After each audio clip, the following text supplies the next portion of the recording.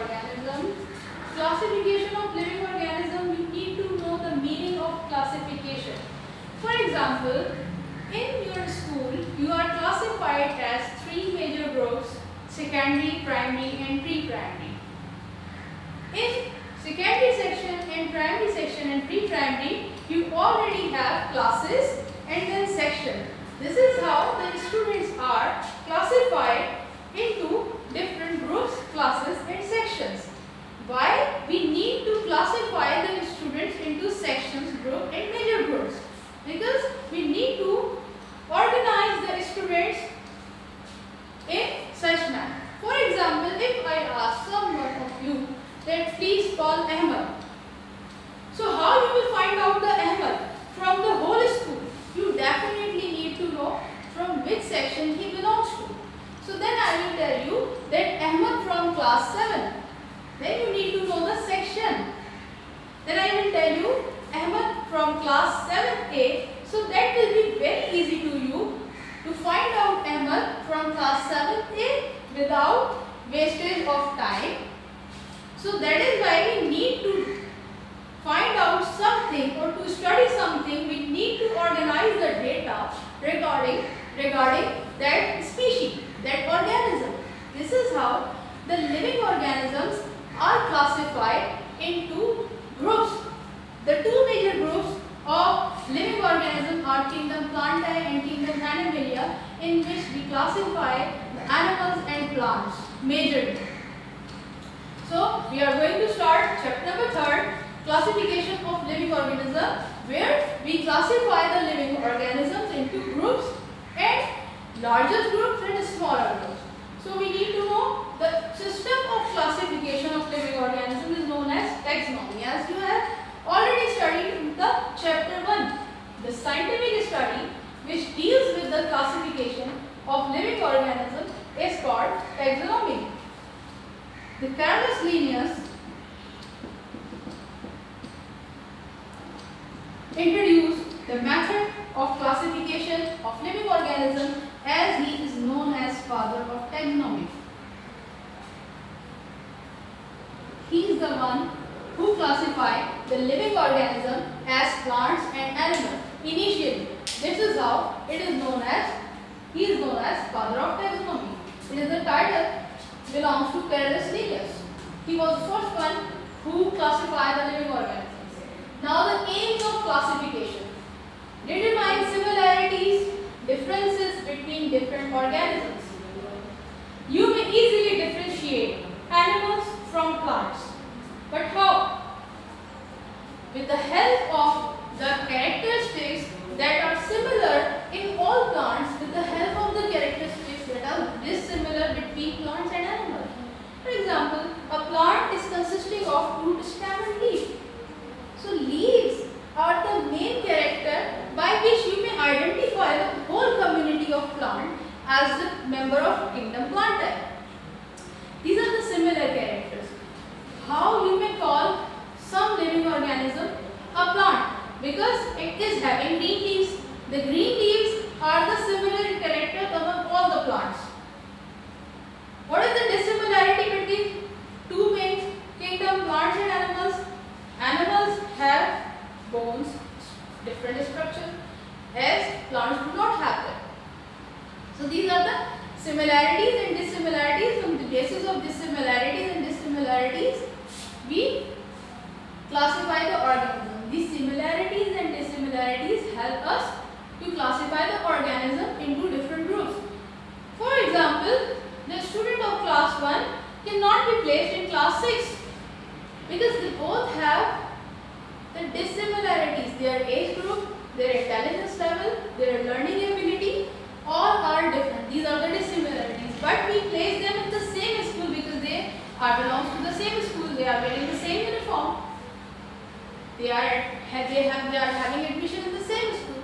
So these are the similarities. So main group, the large group is common, but the smaller group are different on the basis of the different characters. Second one, arranging organisms into different groups. Again, the similarities and the dissimilarities after studying the characteristics, after collecting and gathering data about any living Mainly, we have divided the living organism into two main groups: plant and animals. For example, microorganism. Microorganism all are having the micro size that you cannot see with your naked eye. You always need a microscope to study them. So they are arranged in the group microorganisms. Identify the organism on the basis of their structure and features. Organisms may be identified on the basis of their structure and features. For example, here we have organism that is consisting of root, stem and leaf. Now you may identify this organism as a plant. So the organism that is consisting of root, stem and leaf may be identified as the plant. But if I ask you another organism that is consisting of or that is having beak, feather and wings, now identify with the characteristic that which organism it is. Definitely you all know that it is a bird. Which bird it is, species you may not know, but with the general characters you may easily identify that this one is a bird. This is how the identify, it helps in the identification with the help of the study of structure and features. Find out relationship between different species. Taxonomy helps us to find out the relationship between different species. All the living organisms depending on other living organisms and non-living organisms. The organisms depend on other living organisms. If you remember from the lesson of class 8, we have studied the food chain, the food web, in which the producers are plants that are the main source of food for the primary consumer. Then primary consumer use the producers as their food, and these are eaten by the secondary or tertiary consumers. Then all these type of consumers are decomposed by the microorganisms that are bacteria, fungi and other microorganisms.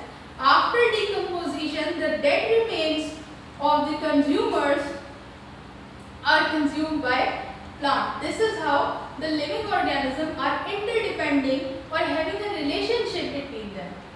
For example, for your breakfast, you are depending on plants and animals too. If you want to have a glass of milk, it is definitely obtained from an animal, cow. If you want to eat some bread, so bread is prepared by the seed wheat that are obtained from a plant. This is how you also depend on the different living organism for your daily needs or for your food. That is the basic need. So in the taxonomy, we also study about the relationship of different living species.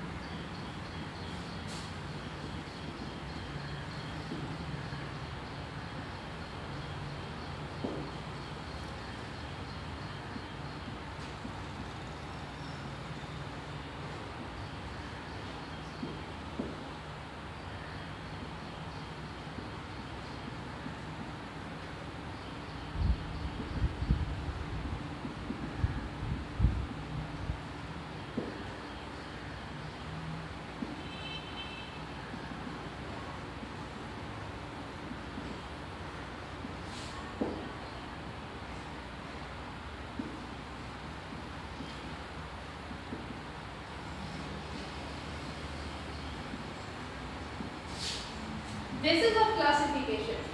Aims of classification, for the motives of classification, why we need to classify the organisms or the living organisms. Definitely we need to make the study more easier. That is why we classify the living organism. If I give you a bunch of papers and I want some relevant information, so first you need to arrange them in a series to collect the data from these papers. But if you have a file or folder that is also having the arrangement, so it will save you time, it will make the study easy. That is why we need to classify the living organisms. But what are the bases of classification? Homologous organ. Homologous organ simply means similar organs. Similar organs. All the birds have abes, wings. For example, wings. Wings is the character that is common among all birds. This one is the homologous character. Then leaves. Leaves is the character that is common among all plants. Then fins. Fins to swim. It is the common character or homologous character of fishes. So homologous organ is the character that is common in all members of a group.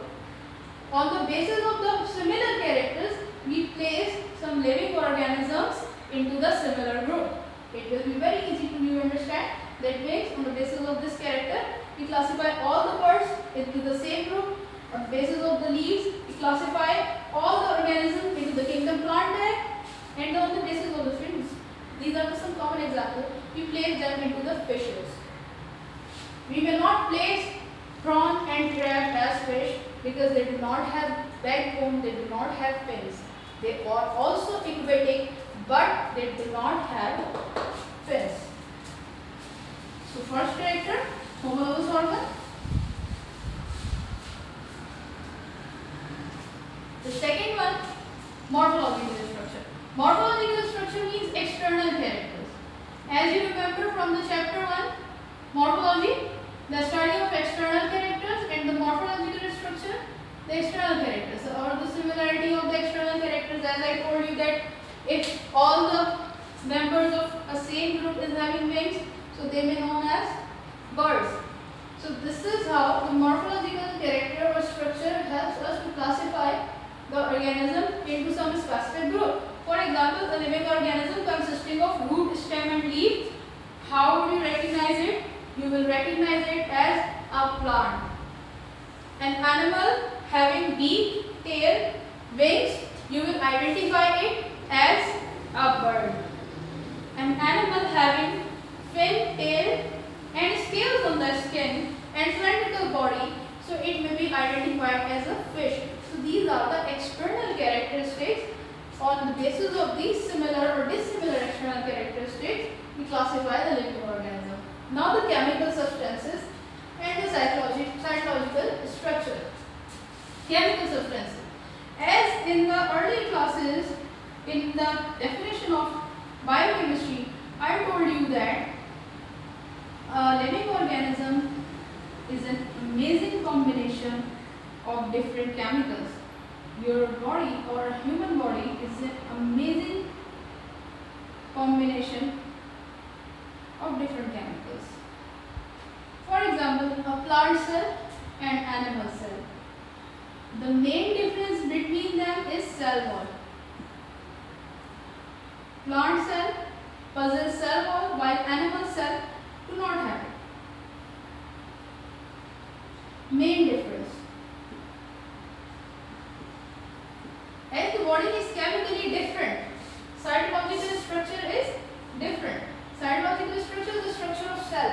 So the members of kingdom Plantae will definitely have cell wall in their cell or the structure around the cell membrane, while the members of kingdom Animalia do not possess the cell wall. So cell wall is chemically made up of cellulose, fungal cellulose or cellulose. Cellulose is a chemical substance that helps in the digestion of green pigments or green substances. That is made up of green substance. Now, chemical substances are different in both of them. For example, cell wall is made up of cellulose. When this cell do not have cell wall, so it definitely lacks cellulose. This is how it is chemically different, and they are different cytologically too. Both have different structure of cells that are apparently, physically and chemically different from each other.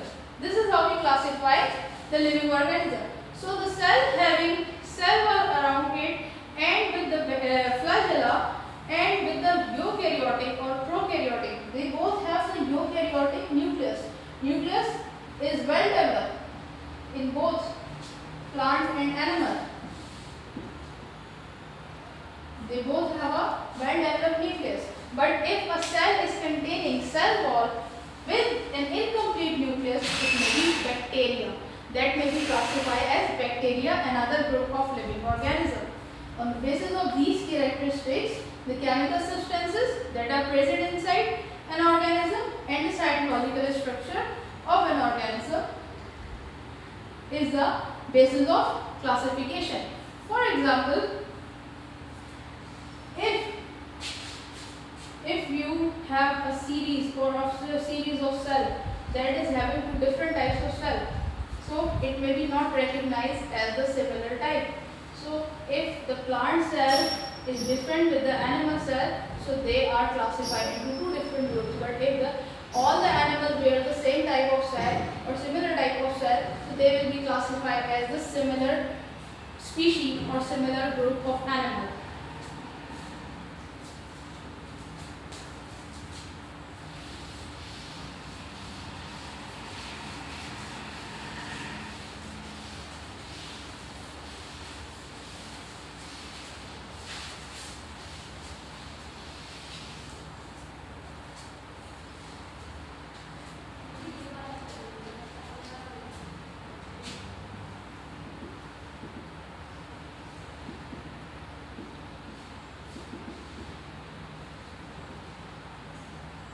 Units of classification, the basic and smallest unit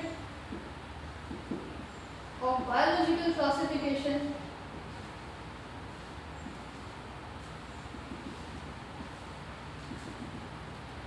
is a species.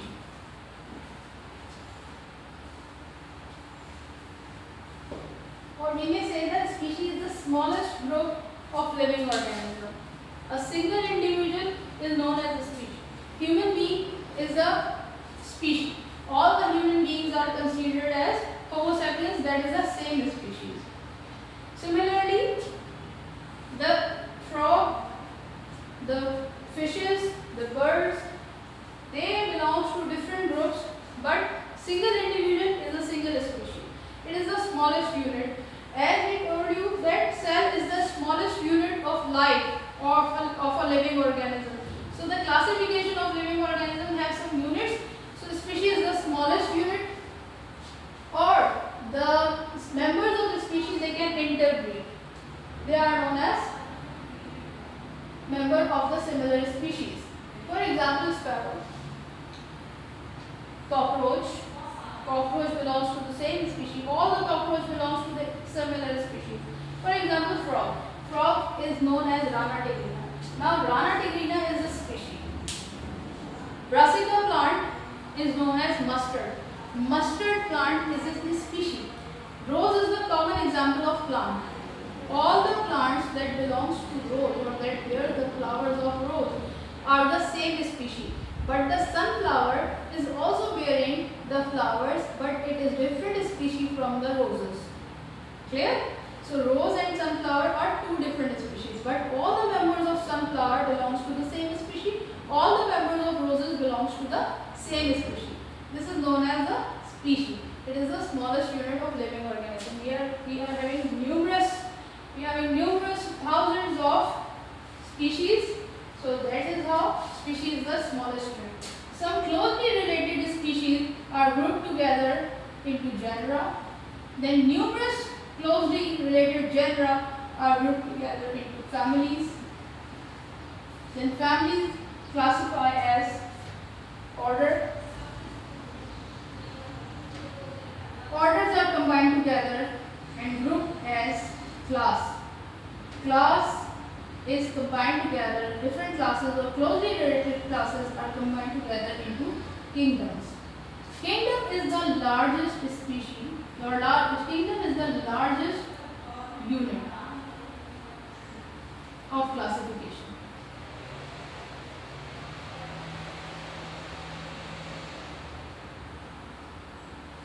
Kingdom is the largest unit of classification. The smallest unit is species. Then species are combined together forming genera, then families, then order, then class. And then kingdom. For example, kingdom is the largest unit of classification, the largest group. Your school, then class, then section. This is your block, then rock, then your seat. This is how we classify it. Species, your seat, is you are a single individual. Genre, the desk you are sitting on. Family is the row you are present in it. Order, the room or the block. Class is your class and the kingdom is your school. This is how we need to classify the living organism into smaller to the larger group. Clear? This is how. These are the basic unit of classification. Initially, the living organisms were classified as two main groups, or the two largest groups of living organisms. As we said, the Charles Linnaeus was the person who classified the living organism initially. So, in the starting, he divided the living organism into two main groups.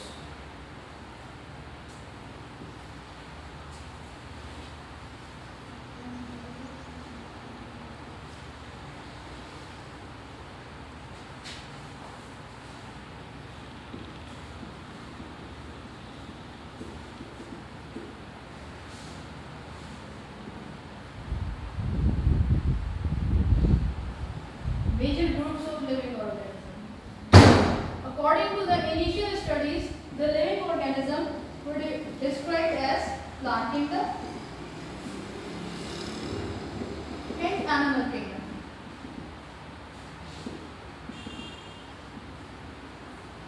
So initially scientists state that the living organism can be defined or divided into two main groups, kingdom plantae or plant kingdom or animal kingdom. All the animals placed in it and all the plants placed in it. But later on, after the studying of the cell, they find out the bacterial cell, they find out the fungal cell, they find out the algae that were misplaced in animals and plants as well. So they were not placed in plant and animal kingdom. So later on, Robert H. Whittaker, a scientist, a biologist present, proposed in 1969 a 5-kingdom classification.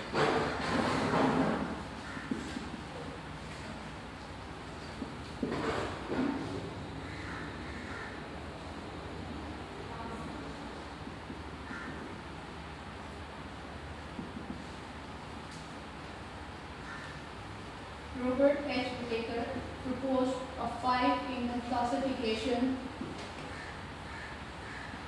in 1969.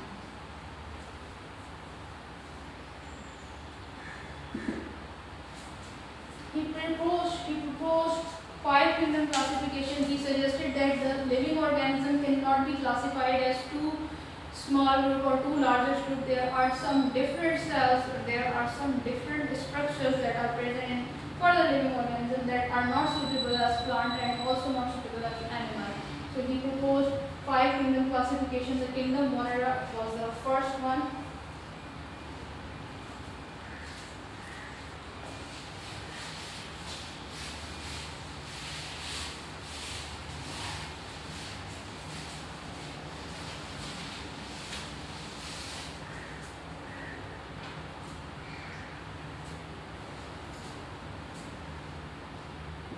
First kingdom.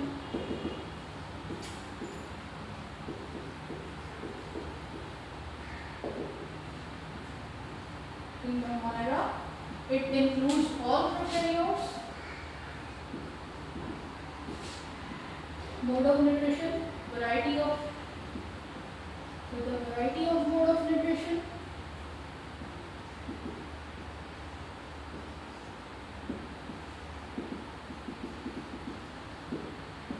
Example, bacteria and cyanobacteria. So basically cells, as we have studied in the basis of classification, the cytological structure. The cells are of two types, plant cell and animal cell. Plant cell and animal cell both have an active definite nucleus. The plant cell and animal cell has a definite nucleus that is known as eukaryote. Definite, proper. Definite nucleus, that means eukaryote. The two new terms that we use today, definite nucleus. If a cell having definite nucleus is known as eukaryote. False nucleus, improper nucleus, incomplete nucleus, prokaryote. Nucleus is the controlling unit or the central processing unit of a cell. In a computer, what is CPU? CPU is the central processing unit that controls the activities of computer. Similarly, your brain is the central controlling unit.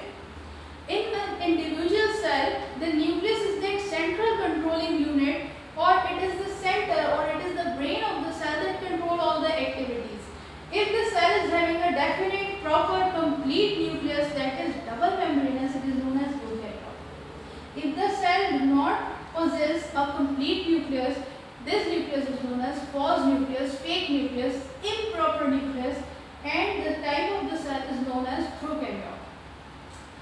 So he placed the members kingdom Monera. The members of kingdom Monera were prokaryotes. The mode of nutrition or the mode of feeding is variety of method or variety of mode of nutrition. They may be photosynthetic, they may be autotrophic, or they may be heterotrophic. That means they can synthesize their food by themselves, or they may depend on other living organisms for their food and nutrition. The second one is